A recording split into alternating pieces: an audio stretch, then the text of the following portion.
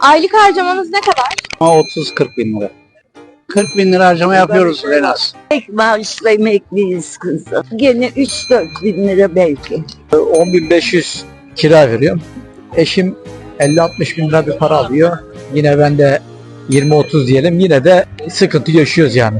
Ama yine de geçinebiliyoruz yani. Hayatta kalabiliyoruz. 10 milyar. 50-60'ı geçiyor.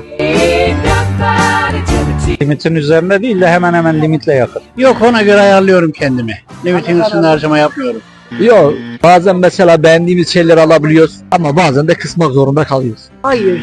Emekliyiz yavrum. Tek maaşla geçineniz. Yani sefillik, emeklilik, rezillik. Olsa yaparım da olmadığı için yapamıyorum. Limitimin altı. Bazen tabii ki. Etmiyor çünkü.